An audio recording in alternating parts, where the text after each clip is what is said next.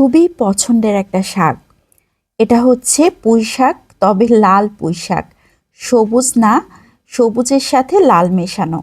পুঁই শাকগুলো একদম কুচি করে কেটে নিয়েছি। তার সাথে বেশ কিছু ছোট সাইজে চিংড়ি মাছ দিয়ে দিয়েছি, রসুন কুচি দিয়ে দিয়েছি, পেঁয়াজ দিয়ে দিয়েছি, কাঁচামরিচ, লবণ, হলুদ। এখন দিয়ে দিয়েছি সামান্য একটু পানি। ঢাকনা দিয়ে ঢেকে সিদ্ধ করার জন্য বসিয়ে দিয়েছি। পুঁই শাক থেকেও অনেকটাই পানি বের হয়েছে। এখন নেড়ে চেড়ে নিচ্ছি। বেশ কিছুক্ষণ নেড়ে চেড়ে সব কিছু মিশিয়ে নিয়েছি। এ পর্যায়ে আবারও ঢাকনা দিয়ে ঢেকে সিদ্ধ করে নেব। এখনও খুব ভালো মতো সিদ্ধ হয়নি। আমি যখন সব কিছু দিয়েছিলাম তখন নাড়াচাড়া করিনি, এই জন্য এ পর্যায়ে নাড়াচাড়া করে সব কিছু মিশিয়ে আবারও ঢাকনা দিয়ে ঢেকে সিদ্ধ করে নিলাম। এ পর্যায়ে সব কিছু সিদ্ধ হয়ে গিয়েছে, কিন্তু নিচে এখনও আলগা পানি রয়েছে। এজন্য আমি আরও কিছুক্ষণ নাড়াচাড়া করে আলগা পানিটাকেও শুকিয়ে নিচ্ছি। এখন এই শাকগুলোকে একটা সাইডে রেখে দিচ্ছি। চুলাতে আরও একটা প্যান বসিয়ে দিয়েছি, সেখানে 3 টেবিল চামচের মতো সয়াবিন তেল দিয়ে দিচ্ছি। তেলটা যখন হালকা গরম হয়ে গিয়েছে, এখানে 3টা শুকনা মরিচ নিয়ে নিয়েছি। মরিচগুলোকে ছোট ছোট টুকরা করে কেটে দিয়ে দিয়েছি। গোটা জিরা দিয়ে দিয়েছি, সামান্য একটু রসুন কুচি দিয়ে দিয়েছি, পেঁয়াজ কুচি দিয়ে দিয়েছি। খুব ভালো করে নেড়েচেড়ে ভেজে নিচ্ছি।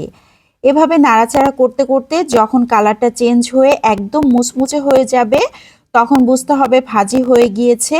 সে পর্যায়ে সিদ্ধ করে রাখা পুঁই শাকগুলোকে দিয়ে দিয়েছি। এখন নেড়েচেড়ে ভেজে নিতে হবে।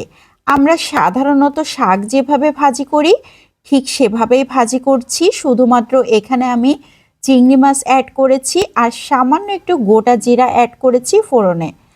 এটার জন্যই কিন্তু টেস্টের লেভেলটা এত বেড়ে যাবে যেটা কল্পনাই করা যাবে না। খুবই মজার হয়। যারা এভাবে ভেজে খাননি তারা একবার হলেও ট্রাই করে দেখতে পারেন।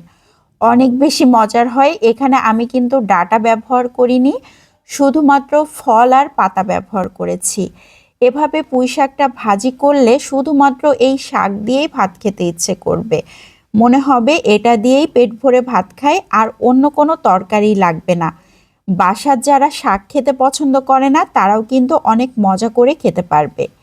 তো শাক ভাজি একদম কমপ্লিট হয়ে গিয়েছে, এখন আমি সার্ভ করে নিচ্ছি।